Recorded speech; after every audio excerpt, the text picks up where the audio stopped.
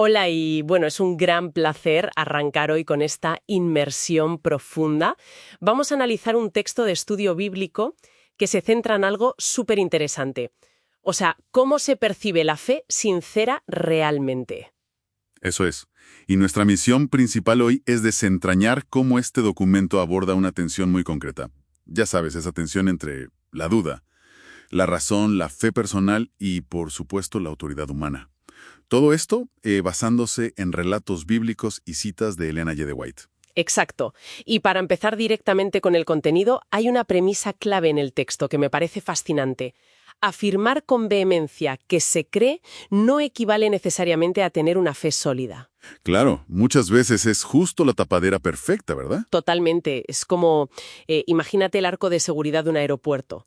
No importa si vas gritando por la terminal que tu equipaje está vacío y que no llevas nada. La máquina no miente. Tal cual. Al pasar la maleta por el escáner se revela exactamente lo que hay dentro del corazón. Y el texto ilustra esto con el padre del relato bíblico que, en vez de fingir certezas absolutas, pasa por ese escáner y admite su fragilidad diciendo algo como «creo, pero ayuda mi poca fe». Y fíjate que esa desconexión entre lo que decimos y lo que sentimos es casi un mecanismo psicológico.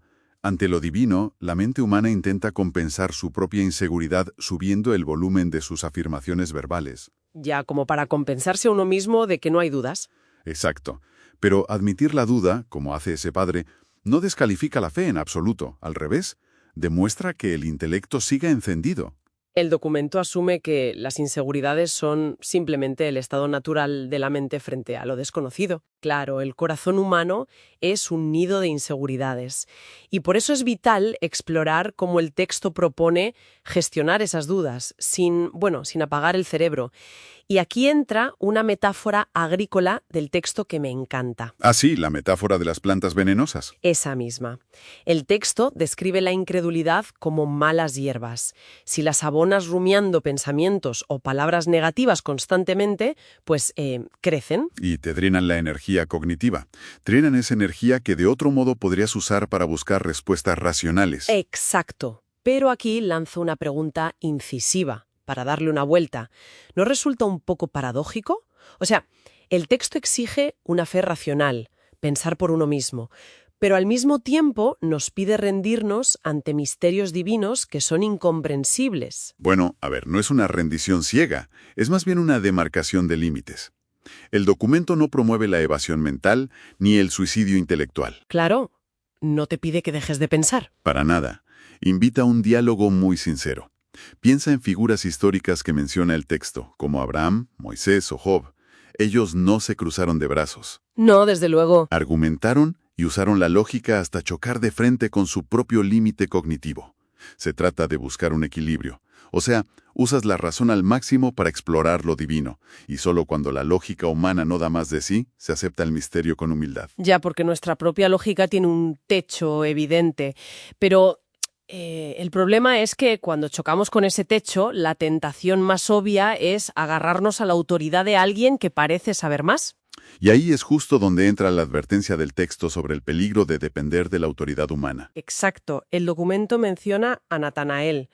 Madre mía, es que si Natanael hubiera externalizado su razonamiento, dejándolo en manos de los líderes religiosos de su época, habría rechazado a Jesús sin pestañear. Porque delegar el pensamiento es, literalmente, el camino más rápido hacia la ceguera espiritual e intelectual. Es un paralelismo brutal con nuestra era moderna. Hoy en día, en plena era de los influencers y creadores de contenido, subcontratar nuestra opinión es casi el deporte nacional. Totalmente. Por eso, el consejo que recibe Natanael de Felipe, ese simple ven y ve por ti mismo, es increíblemente actual. Pero, si rechazamos la autoridad humana como hizo Natanael, ¿cómo convencemos a un escéptico de que nuestra fe tiene sentido sin usar los argumentos de los expertos? Pues el texto responde a eso con un mecanismo psicológico implacable. Sugiere que el argumento supremo frente al escepticismo no es una lógica dialéctica perfecta. Ah, no. ¿Y qué es entonces? Una vida de amor desinteresado. El texto dice que eso es algo imposible de contradecir. O sea, la acción pura y dura. Claro, tiene todo el sentido porque la mente está diseñada para encontrar fisuras en cualquier argumento verbal. Si yo expongo una tesis teológica, el cerebro de quien escucha busca automáticamente la antítesis. Exacto, es un mecanismo de defensa natural. Pero frente a un acto genuino y continuo de bondad que no busca nada a cambio, el escepticismo sufre un cortocircuito. Se queda sin palabras. Se queda sin herramientas de defensa. La acción desinteresada es sencillamente imposible de contradecir intelectualmente. ¡Qué maravilla!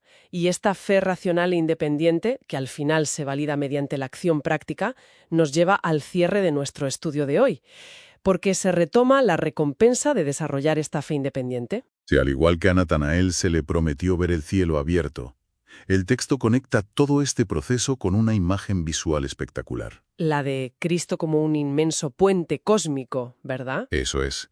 Un puente por donde los ángeles ascienden con las oraciones de los que están angustiados y descienden trayendo esperanza, valor y vida a la humanidad. No es solo poesía, es el mecanismo real de conexión divina. Es la recompensa a una fe que ha dudado, pero que no ha delegado su pensamiento. Me encanta. Y bueno, queremos dejar a quienes nos escuchan con un pensamiento final para reflexionar, basándonos en esto. Adelante.